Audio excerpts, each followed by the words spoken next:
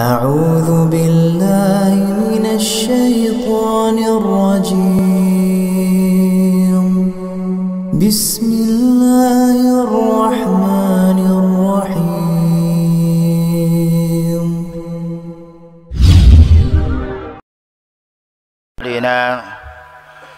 من يهده الله فلا مضل له ومن يضلل فلا هادي له.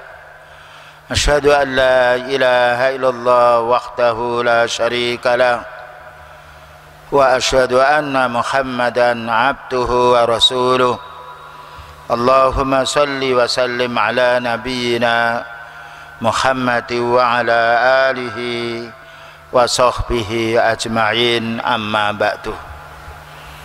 Ma'asyiral muslimin wal muslimah yang dirahmati oleh Allah Ta'ala, kita akan melanjutkan pembahasan masalah akidah berkenaan dengan iman kita kepada Al-Quran, yang mana itu bagian daripada rukun iman. Iman kepada kitab Allah, dan Al-Quran adalah paling sempurnanya daripada kitab yang lalu, dan juga untuk jin, bahkan juga untuk manusia, untuk seluruh dunia, lain dengan kitab yang diturunkan pada zaman yang lalu. Dan inilah kekuatan kaum muslimin jika mau berpegang kepada Al-Quran dan juga sunnah Rasulullah sallallahu alaihi wasallam di dalam semua urusannya. Dan juga beliau mendakwai manusia dengan Al-Quran, dengan hadis Rasulullah sallallahu alaihi wasallam. Demikian juga para sahabat, bahkan para ulama sunnah. Kalau kita lihat kitab-kitab ulama sunnah, isinya bukan berita dunia, tetapi isinya itu Al-Quran dan hadis Rasulullah sallallahu alaihi wasallam. Termasuk kitab yang kita kaji malam ini, Mu'taqad Ahli Sunnah wal Jamaah, yang ditulis oleh Al-Imam Harb bin Ismail Al-Kirmani, yang hidup pada abad kedua sampai 3 Hijrah. Maka beliau pun menyampaikan ilmu kepada kita, yaitu dengan ilmu Al-Quran. Selanjutnya beliau menjelaskan, wa man za'ama anna alfadhana bil Qur'ani, barang siapa yang menduga bahwasanya lafaz kita yang kita baca dari Al-Quran, alhamdulillahirabbil alamin contohnya, wa tilawatana dan bacaan kita, lahu makhluqah, bahwa itu makhluk, wal Quran, padahal wal Quranu kalamullah, Al-Quran adalah kalamullah, fahuwa jahmiyun, ini adalah orang jahmi, yaitu orang yang menolak adanya Allah Ta'ala berbicara. Khabisun mubtadi, maka itu adalah orang yang jijik, orang yang bengis, dan juga orang ahli bid'ah. Jadi kita membaca alhamdulillahirabbil alamin itu Al-Quran. Kalau suara kita makhluk, tapi yang dibaca, karena Al-Quran itu makruh yang dibaca. Makanya ada orang menanya, itu hadis apa itu ayat? Nah, orang awam terlintas, itu hadis apa ayat itu, atau pendapatnya orang, oh itu ayat Al-Quran. Jadi kalau kita membaca surat Al-Quran, itu yang kita baca Al-Quran kalamullah, cuma kita menirukan, kita yang membacanya. Nah, barang siapa yang mengatakan bahwasanya bacaan yang kita baca alhamdulillahirabbil alamin atau surat yang lainnya itu makhluk, maka ini kelompok Jahmi. Mereka itu adalah mubtadi, dan juga bisa juga dikatakan kufur kalau mereka telah mengetahui bahwa Al-Quran itu adalah kalamullah. Di sini dijelaskan pula, hada qaulu sinfin akhara minal jahmiyah, dan ini adalah perkataan yang lain dari kelompok Jahmiyah. Jadi kelompok Jahmiyah kalau membaca Al-Quran alhamdulillahirabbil alamin itu makhluk katanya. Qala al-Imam Ahmad bin Hanbal rahimahullah ta'ala, wa humul lafdhiyah, wa kana awwalu man adhara mas'alatul lafzi Husain Al-Qarabisi. Pertama kali orang mengatakan bahwasanya kita membaca alhamdulillahirabbil alamin dikatakan makhluk, ini adalah Husain Al-Qarabisi, termasuk kelompok dari Jahmiyah. Kama qala Qawwamus Sunnah Abdul Qasim Al-Asbahani rahimahullah ta'ala. Jadi kalau kita ditanya, ayat yang kita baca ini kalamullah, bicaranya Allah, bukan makhluk. Sedangkan saya ini yang membaca, yang dibaca itu kalamullah. Kalau ditanya suara, itu suaraku adalah makhluk. Kalau ditanya Al-Quran, Al-Quran itu kalamullah, sedang kertasnya makhluk, tintanya makhluk, yang ditulis kalamullah. Dibedakan antara yang ditulis dengan tulisannya, dan juga dengan tintanya, dan juga dengan kertasnya. Kemudian dijelaskan pula di sini, hadil ibarah wa hiya qaulu syakhsi lafzi bil Qur'ani makhluk. Ada orang mengatakan lafadzku Al-Quran itu makhluk, maka lafzi bil Qur'ani ghairu makhlukin. Demikian juga perkataan bahwasanya ucapanku dalam Al-Quran ini bukan makhluk. Maka di sini waqa'a fin niza', terjadi orang berselisih pendapat. Kalau orang mengatakan lafadzku yang ku baca ini Al-Quran, yang mananya itu bacaannya, itu yang dibaca betul, bahwa itu adalah kalamullah. Tapi kalau yang dimasukkan lafadzku ini suaraku, ya, suara manusia adalah makhluk, tapi yang disuarakan itu adalah kalamullah. Ini harus kita fahami. Kalau ada yang mengatakan bahwasanya yang kamu baca itu makhluk, tanya dulu. Kalau yang kami baca ini Al-Quran itu bukan makhluk, itu kalamullah, tapi suaraku ini adalah makhluk. Nah, ini penting. Nah, ini bukan perkara yang remeh, karena sekarang banyak orang menghina Al-Quran, bahkan juga menghina Rasulullah Sallallahu Alaihi Wasallam. Yang dihina tidak ada satu masalah, karena beliau telah meninggal dunia. Al-Quran yang dihina tidak ada satu masalah, tapi yang menghina ini perlu didoakan jelek, ya, karena mereka menghina Al-Quran, menghina Rasulullah Sallallahu Alaihi Wasallam. Doakan agar mereka mendapatkan musibah yang besar. Kemudian berikutnya, wa man lam yukaffir haula'il qauma wal jahmiyata kullahum fahuwa misluhum. Ini berkata Imam Harab bin Ismail, barang siapa yang tidak mengkafirkan kelompok Jahmiyah yang mengatakan Al-Quran itu makhluk, maka dia itu tergolong seperti mereka. Nah, ya. Siapa yang tidak mengatakan, siapa tidak mengkafirkan kelompok Jahmiyah yang mengatakan Al-Quran itu makhluk, berarti dia seperti mereka. Ini untuk hukumnya untuk orang yang tahu. Kalau orang tidak tahu, hukumnya lain. Orang tidak tahu bicara tidak menjadi pegangan bagi orang lain. Tapi kalau dia tahu Al-Quran makhluk, Al-Quran itu kalamullah, bukan makhluk. Kalamullah bukan makhluk, bukan ciptaan, tapi itu bicaranya Allah Ta'ala. Namun dia ada mendengar orang, bahwa Al-Quran itu makhluk, dia tidak tahu, tidak kita kafirkan, karena dia tidak tahu. Maka yang menjadi kufur adalah orang yang sudah tahu itu adalah bicaranya Allah, lalu dikatakan itu makhluk. Dan ini penting. Mungkin bagi kita tidak ada satu masalah. Justru Imam Ahmad rahimahullah ta'ala dipenjara. Itu karena apa? Tidak mau mengatakan Al-Quran makhluk. Ya. So, kalau dikatakan Al-Quran makhluk berarti dibuang boleh. Ya. Kemudian dilantarkan boleh, karena itu makhluk. Oleh karena itu kita tidak boleh menyentuh Al-Quran ketika kita dalam keadaan khatas, ketika dalam keadaan junub. La yamassuhu illal mutahharun. Ya, tidaklah boleh menyentuh Al-Quran itu kecuali orang suci. Yang suci yaitu memang dari khatas. Demikian juga kita membaca Al-Quran, kita sholat membaca Al-Quran, tidak boleh kita terjemahkan dengan Indonesia. Tidak boleh kita membaca hadis, karena Al-Quran itu yuta'abbad bitilawati, dinilai ibadah membacanya. Adapun yang lain tidak dinilai ibadah. Tapi Al-Quran yuta'abbad, karena itu tidak boleh dibolak-balik. Ihdinas siratal mustaqim, alhamdulillahirabbil alamin, tidak boleh. Na'budu iyyaka tidak boleh. Iyyaka na'budu, karena itu kalamullah, tidak boleh dirubah-rubah. Ketika hadis, karena itu yaitu wahyu Allah yang beliau menyusun bahasanya, maka suatu saat kita meriwayatkan hadis dengan makna boleh kalau kita tahu asli hadisnya, berbeda dengan Al-Quran.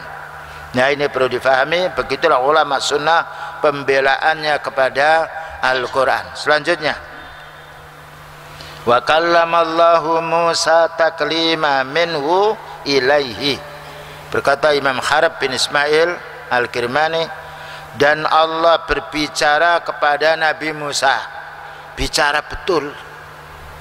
Bagaimana kita tidak tahu, karena kita hanya dikabari. Jadi Allah Ta'ala berbicara, wa kallamallahu Musa taklima, dan benar-benar Allah berbicara kepada Nabi Musa. Minhu, bicara itu dari Allah, jadi Allah yang bicara. Ilaihi, dan nanti akan kembali pula bicara itu kepada Allah. Ilaihi di sini adalah kepada Nabi Musa, jadi Allah bicara kepada Nabi Musa. Wa kallamallahu Musa taklima, menunjukkan Allah Ta'ala punya sifat bicara. Ada orang mengatakan Allah Ta'ala tidak boleh bicara, karena kalau bicara seperti makhluk. Bayangkan kalau ada orang bisu, itu cacat dia. Tapi kalau ada orang bicara, maka itu bagus dia. Bayangkan kalau ada orang tua punya anak bisu, sedih. Tapi kalau punya anak dia bisa bicara lancar, senang sedia. Jika makhluk itu dikatakan mulia karena bicara, bagaimana Allah Ta'ala tidak boleh bicara? Maka Allah Ta'ala bicara kepada makhluknya, dan nanti pada hari kiamat Allah akan mengajak bicara kepada hambanya yang beriman. Dijelaskan di sini, wa kallamallahu Musa taklima, dalam satu hadis yang sahih yang diriwayatkan Imam Bukhari Muslim, fi qissati mahajati Adam wa Musa, ceritanya berdebatnya Nabi Adam dan Nabi Musa. Anna Adam qala li Musa, sesungguhnya Nabi Adam berkata kepada Nabi Musa, istafaqallahu bikalamihi, wahai Nabi Musa, ya Musa, Allah memilih kamu, mengistimewakan kamu karena kamu diajak bicara oleh Allah. Wa khattalaka biyadihi, dan Allah Ta'ala menuliskan kepadamu dengan tangannya. Tapi kita jangan membayang gimana menuliskan dengan tangan. Menulis kita faham, menulis itu bukan membaca. Dengan tangan Allah Ta'ala memiliki tangan dua, bal yadahu mabsutotani, tapi bagaimana kita tidak tahu, karena kita hanya dikabari. Nah, ini menunjukkan bahwasanya Allah Ta'ala yaitu berbicara kepada Nabi Musa alaihissalam, dan juga Allah Ta'ala yaitu menuliskan Taurat ini kepada Nabi Musa. Di Imam Syekhul Islam Ibn Taimiyah ditanya, amman qala innallaha katabat Taurata biyadihi wa imam, apakah benar bahwa Allah Ta'ala menulis Taurat itu dengan tangannya, tangan Allah. Wa nawalahu iyahu, makna Musa, dan Allah Ta'ala menyerahkannya kepada Nabi Musa. Biyadi amin yatihi ila yatihi, dari tangan Allah Ta'ala diberikan kepada tangannya Nabi Musa. Ini kelompok Jahmiyah bingung, kok begitu? Seolah-olah yaitu makhluk dengan makhluk. Karena apa? Karena mereka tidak beriman. Apa jawabnya Al-Imam Ibn Taimiyah? Qala innallaha katabat Taurata biyadihi, Allah menulis Taurat dengan tangannya Allah. Hada rawahu fis sahihaini, diriwayatkan Bukhari Muslim. Nah, ya. Cuma kita jangan menanya bagaimana, kenapa kita tidak menanya telur itu kenapa jadi ayam. Padahal kalau kita pecah putih dengan kuning, dirame oleh induknya atau dipanaskan sekian hari, keluar telur, keluar ayam, keluar burung. Mengapa kita tidak heran? Kok tidak menanya bagaimana? Padahal kita saksikan. Karena apa? Allah Maha Kuasa. Jika kita tahu telur menetas berupa ayam atau burung, kita tidak heran. Bagaimana heran Allah Ta'ala menuliskan Taurat dengan tangannya, dan Allah Ta'ala berikan kepada, Allah Ta'ala serahkan kepada Nabi Musa. Nah, ini satu contoh yang harus kita fahami. Apapun yang Allah Ta'ala beritahukan kepada kita dan Rasulullah SAW beritahukan kepada kita, harus kita imani. Kemudian berikutnya, faman angkara dzalika fahuwa mukhti'un dhalun. Siapa yang mengingkari bahwasanya Allah Ta'ala tidaklah menuliskan Taurat kepada Nabi Musa, bahwa dia adalah orang jahil, orang tersesat, orang yang keliru. Ini ulama sunnah.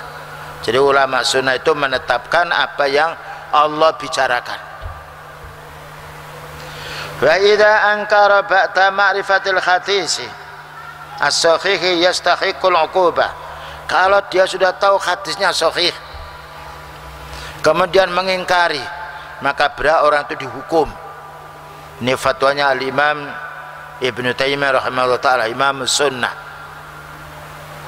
Wa amma qauluhu nawalahu biyadihi ila yadihi, adapun perkataannya bahwa Allah Ta'ala menyerahkan Taurat itu dengan tangannya kepada Nabi Musa, maka ini maksurun an ta'ifatin minat tabi'in. Itu dijelaskan dari sekelompok, yaitu para tabi'in, yaitu generasi setelah para sahabat radhiyallahu anhum.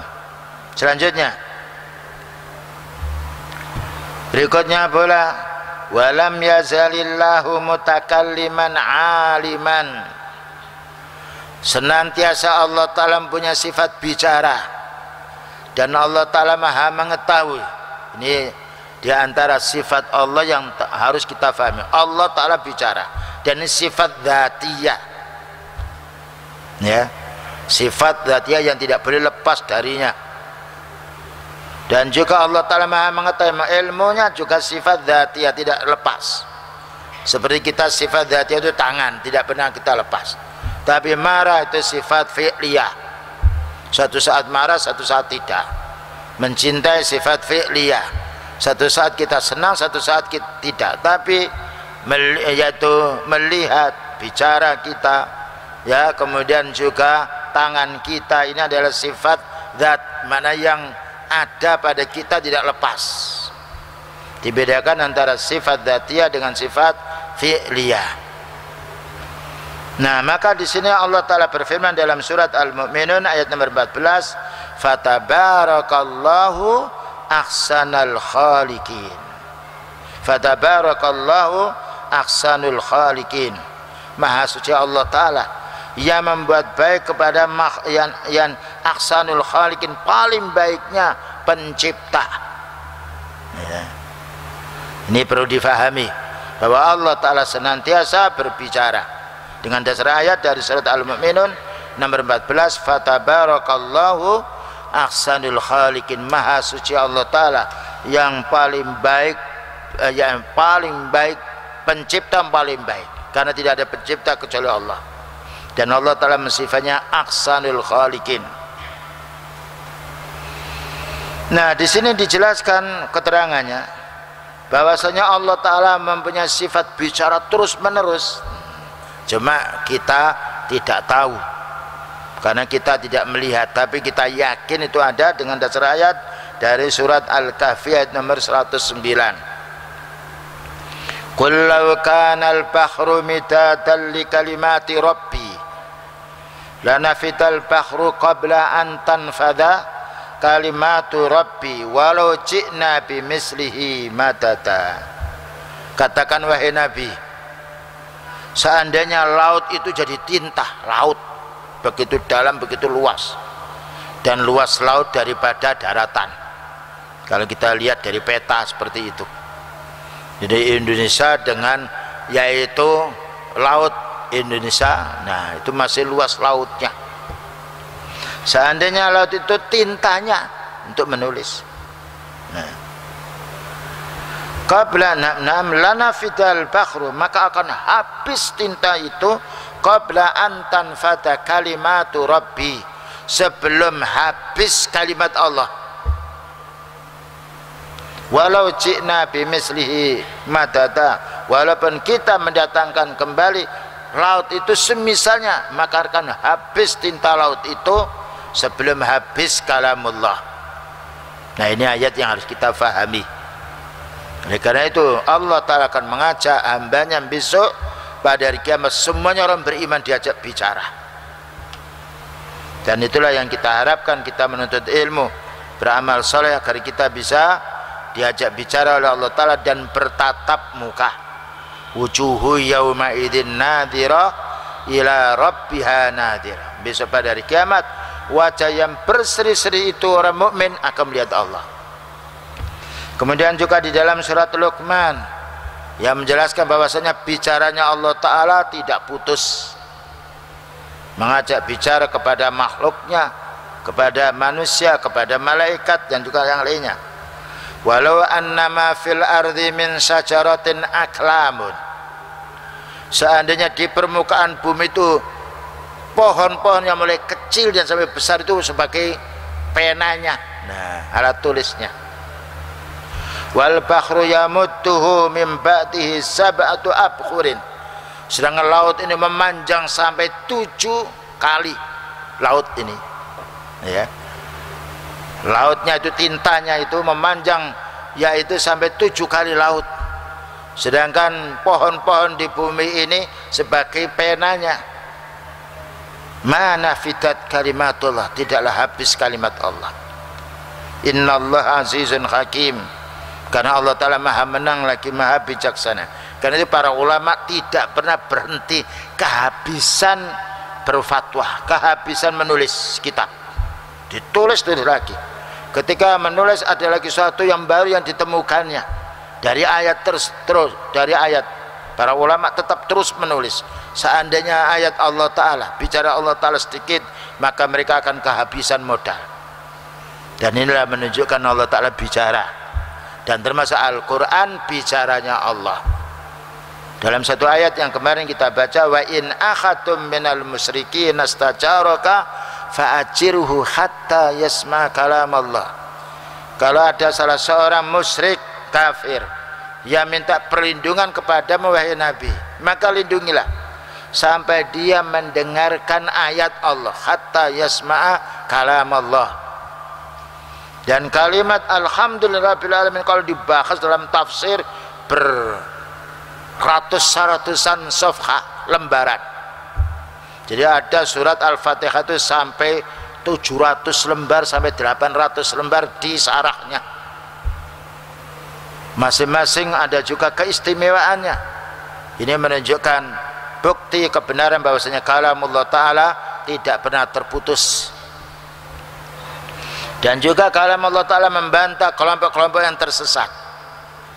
Jadi kalau kita berpegang kepada Al-Quran itu senjata utama untuk melawan orang Yahudi Nasrani, melawan orang kafir, melawan orang munafik, melawan orang ahli bid'ah, melawan orang-orang maksiat. Karena Al-Quran kalamullah. Bagaimana kalamullah mau dibantah dengan bicaranya manusia? Inilah kemenangan para anbiya dahulu, terutama Rasulullah sallallahu alaihi wasallam menang dalam dakwanya karena pegangannya Al-Quran dan hadis Rasulullah sallallahu alaihi wasallam.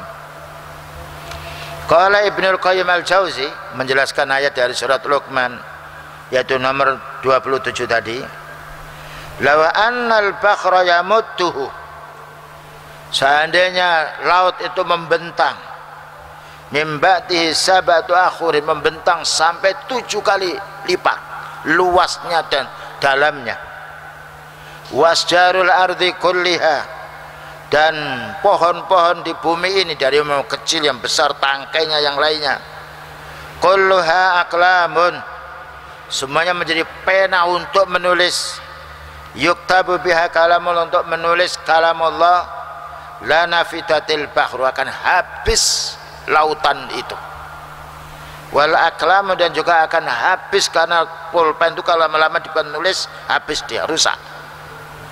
Walam tanfada kalimatullah, dan tidak akan habis kalimat Allah. Di annaha la bidayata laha wa la nihayah. Karena bicaranya Allah Ta'ala tidak ada permulaannya, tidak ada akhirnya. Beda dengan kita. Kita mulai bicara ketika sudah umur 2 tahun atau 3 tahun. Itu belum terampil. Dan kalau sudah tua pikun tidak bisa bicara.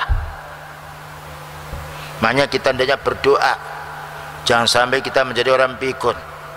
Gimana doanya? Allahumma inna a'udzubika minal jubni, naam, wal bukhli, wa a'udzubika an uratta ila ardalil umri, wa a'udzubika min fitnatid dunya. Ya Allah, aku berlindung kepadamu dari pengecut, licik, takut, dan juga dari bakhil. Ya Allah, aku berlindung kepadamu, yaitu apabila dikembalikan kepada masa tua yang pikun. Ya. Aku berlindung kepadamu ya Allah dari fitnahnya dunia.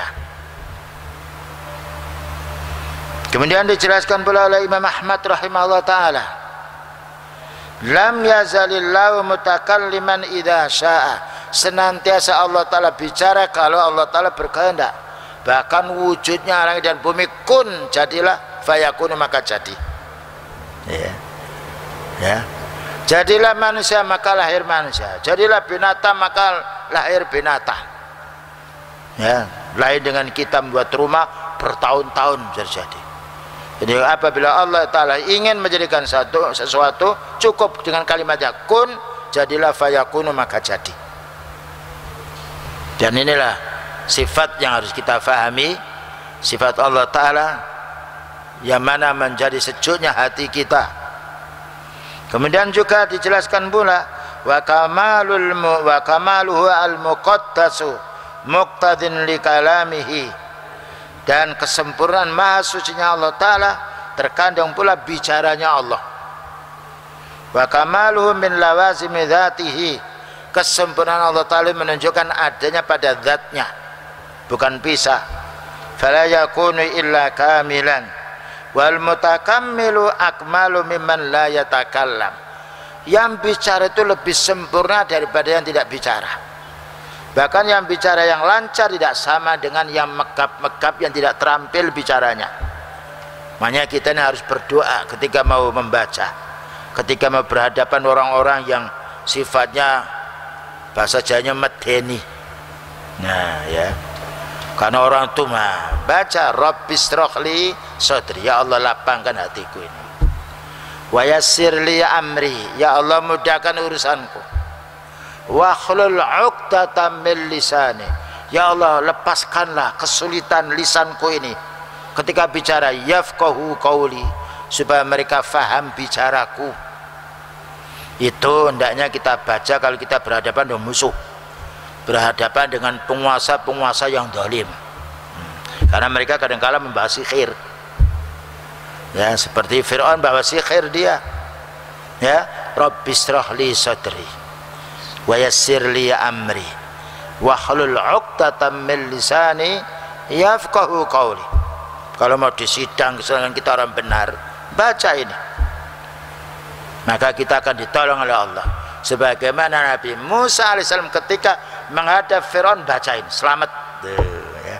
Tapi harus difahami maknanya dan harus menjadi orang yang ahli tauhid. Nah, kalau minta pada ahli kubur masih bersandar kepada azimat, baca ayat itu ya tidak ada asarnya. Ya, bagikan kita ngasih gula di tempat yang garam ya tetap asin.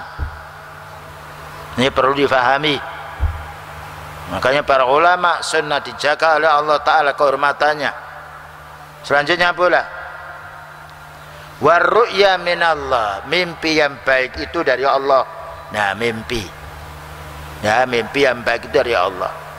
Ada mimpi yang jelek. Mimpi yang jelek namanya al-ikhtilam, mimpi keluar mani, mimpi dikejar oleh ular. Nah, itu mimpinya pemuda. Ya, mimpi itu ada 3. Ada mimpi yang baik itu dari Allah, ada mimpi yang jelek dari syaitan, ada mimpi yang dia karena mengingat sesuatu yang kuat sekali, mimpi dalam tidurnya. Itu namanya ru'yatun nafsiyah. Ada ru'ya minallah wa yani wa ru'ya minasyaitan, ada ru'ya nafsiyah. Kita lanjutkan di sini.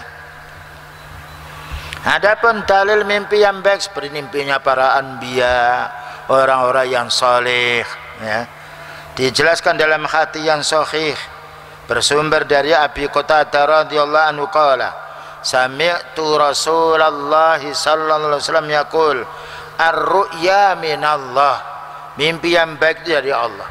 Mimpi mau umrah, mimpi mau haji, ya, mimpi mau taklim, ya, mimpi mau bersedekah, jadi mimpi dia sholat. Nah ini mimpi yang baik itu dari Allah, rahmat dari Allah. Nah selanjutnya wal khilmu minasyaiton. Khilm itu maknanya mimpi yang jelek, itu dari mimpi dia telanjang. Makanya kalau mimpi seperti itu jangan tidur dulu, bangun membaca a'udzu billahi minasyaitonir rajim, lalu berbalik. Nah jadi kalau posisinya tidurnya melentang, miringlah gitu. Kalau seperti masih mimpi lagi jelek, maka ambil wudhu, sholat, insya Allah hilang. Jadi ketika mimpi seperti itu, ya jangan langsung tidur. Dan kalau bisa kita kalau mau diikat, nah ya, diikat, atau mau ditelanjangi orang, mau dibunuh, baca a'udzubillahi minasyaitonir rajim. Nanti lama-lama keras. Kalau sudah kita keras baca, hilang itu. Dan itu adalah godaan syaitan. Makanya apabila kita mau tidur itu harus menyerahkan diri kita pada Allah. Allahumma inna aslamtu nafsi ilaik. Ya Allah, aku serahkan diriku ini kepadamu. Wa fawwadtu amri ilaik. Aku serahkan semua urusanku ini kepadamu ya Allah. Wa aljahtu dhahri ilaik. Ya Allah, aku rebahkan punggungku ini yaitu karena Engkau ya Allah. Rahbatan wa rahbatan ilaik. Berharap kebaikan kepadamu ya Allah. La malja'an wa la manja illa ilaik. Tidak ada tempat perlindungan kecuali Engkau ya Allah. Nah, jika kalau kita baca insya Allah selamat. Terutama kalau kita tidur di rumah yang lama tidak ditempati. Nah, biasanya di situ banyak makhluk yang jelek. Maka kalau kita tidur baca dulu itu. Bahkan juga sebelumnya baca surat Al-Ikhlas, Al-Falaq, An-Nas, diusapkan semua anggota badan kita. Berapa kali? 3 kali. Selamat insya Allah. Ya. Ya, karena makhluk ini banyak yang menggoda. Kemudian juga dijelaskan ar-ru'yatus salihatu minallah wa ru'yatus su'i minasyaitan. Mimpi yang baik itu datangnya dari Allah, karunia dari Allah, senang. Dan dianjurkan kita untuk memberitahu pada orang yang alim, yang tidak dengki. Nah, tapi tidak boleh kita memberitahu pada orang awam kalau mimpi baik. Mimpi jelek tidak boleh membicarakan pada yang lain. Cukup kita bangun baca a'udzubillahi minasyaitonir rajim. Ya, di mimpi telanjang, mimpi dikejar mau dibunuh orang, mimpi ada gunung jatuh kepada dirinya.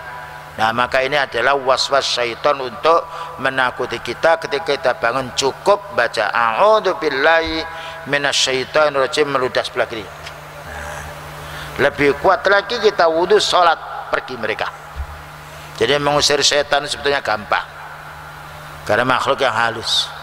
Berbeda mengusir manusia, karena nampak mereka punya parang, punya pedang. Jin, bacakan ayat, pergi mereka. Selanjutnya pula di sini dijelaskan wahiyya haqqun, dan mimpi yang baik itu adalah benar dari Allah. Idza ra'a sahibuhu syai'an fi manamihi, ketika orang itu tidur melihat sesuatu yang baik dalam tidurnya, mimma laisa huwa dhikhdun, yang mana tidak kacau. Kalau mimpi tidak bisa ya tadi mimpi apa di malam kesana, tidak bisa dipusatkan, tidak bisa kita ringkes, itu syaitan. Ya, jadi mimpi, tapi kita tidak ingat gimana asal usulnya. Tapi kalau mimpi itu sudah jelas, oh mimpi mau haji, insyaallah akan haji, karena ada hadisnya. Faqassaha ala alimin, maka boleh mengkisahkan kepada orang yang punya ilmu, tapi tidak boleh bohong. Tidak mimpi lalu ngomong mimpi kepada orang mukmin, dusta dia. Ya, tapi kalau memang dia benar-benar mimpi yang baik, maka dianjurkan untuk kita bicara pada orang yang punya ilmu. Wa sadaqa fiha, dan dengan syarat apabila mimpinya itu betul. Wa awwalaha al-alimu ala asli ta'wiliha as-sahih wa lam yukharif, maka orang alim akan memberi penjelasan. Oh, mimpimu itu seperti ini, tapi kita tidak boleh mengadu takbir mimpi ini kepada sembarang orang. Ya. Kadang-kala orang mengatakan saya itu mimpi kok begini, kok dikejar-kejar ular, berapa? Tidak boleh. Mimpi yang tidak baik cukup kita istighfar, selesai. Karena terkadang yang kita lapor orang yang bodoh, malah kita ditakut-takut, kamu akan kena bencana. Nah, sedih kita. Tapi kalau mimpi baik kita beritahu pada orang yang alim, dia mengerti, satu alhamdulillah. Kemudian juga walam yukharif, maka tidak boleh memalingkan juga penafsirannya. Farru'ya wa ta'wiluha khina idzin haqqun, insyaallah impian dan penjelasannya adalah benar. Ini keutamaan bagi orang yang mimpi yang baik, ya. Tentunya ini tidaklah orang mimpi yang baik kecuali orang-orang yang ikhlas, orang-orang yang punya ilmu, yang beramal soleh. Selanjutnya pula wa fi sahihaini, dijelaskan pula di dalam Sahih Bukhari min hadits Abi Hurairah radhiyallahu anhu qala anna nabiyya sallallahu alaihi wasallam qala, beliau bersabda, ar-ru'ya salasah, mimpi itu ada 3 macam. Pertama, faru'ya salihati, mimpi yang baik, busra minallah, kabar gembira dari Allah, ya. Mimpi dapat rezeki yang halal, mimpi saya ingin mau sholat malam, mimpi saya mau wudhu, itu mimpi yang baik. Dan kalau seperti itu laksanakan, karena itu amal yang baik. Mimpi mau berinfak, laksanakan infak, karena itu petunjuk dari Allah. Yang nomor 2, wa ru'ya tahzinun minasyaiton. Nah, ru'ya tahzinun minasyaiton, ada mimpi yang menyedihkan, mau dibunuh orang, diikat, mau dimasukkan ke sumur, ya, atau juga mau ditembak. Ini adalah mimpi yang menyedihkan, itu dari syaitan. Maka ketika bangun, a'udzubillahi minasyaitonirrajim. Yang nomor 3, yaitu wa ru'yatun mimma yukhtisul mar'u nafsahu, impian yang selalu diangan-angan, dibatin oleh orang tidur. Ya, kalau ada orang sifatnya dia batin, kapan ya saya bisa pergi, dijanjikan pergi, diingat terus, nanti mimpi dalam tidurnya. Itu namanya hadisun nafsi, angan-angannya dalam hati. Nah, apabila itu angan-angan yang baik, ya alhamdulillah, tidak mengapa. Kalau itu angan-angan jelek, naudzubillah min dzalik. Nah, jadi mimpi ada 3. Adapun mimpinya Rasulullah SAW dan para nabi adalah mimpi wahyu. Tapi mimpi kita tidak boleh. Saya mimpi yaitu melihat Rasulullah SAW disuruh sholat 1000 rakaat. Itu mesti dusta. Nah, jadi mimpi itu perlu digabungkan dengan hadis. Mana mungkin beliau akan menyuruh kita sholat 1000 rakaat. Beliau sudah menjelaskan selama hidupnya sholat 5 waktu untuk sholat yang wajib. Nah, ya, ini perlu difahami. Kadang-kala orang itu untuk ketahuan bahwa mereka itu pendusta, dilihat dari gerak-geriknya, akhlaknya. Baik, itulah kaum muslimin wal muslimat yang dapat disampaikan. Hal yang perlu kita fahami, masalah luasnya din ini. Pembahasan apapun dibahas dalam Al-Quran dan Sunnah Rasulullah Sallallahu Alaihi Wasallam. Semoga kita senantiasa menjadi orang yang istiqamah menuntut ilmu, demikian juga istiqamah beramal, sehingga akhir hayat kita menjadi orang yang diridhai oleh Allah Subhanahu wa taala. Wassallallahu ala nabiyyina Muhammadin wa ala alihi washabihi wasallam. Subhanakallahumma bihamdika asyhadu an la ilaha illa anta astaghfiruka wa atubu ilaik. Walhamdulillahirabbil alamin. Wassalamualaikum warahmatullahi wabarakatuh.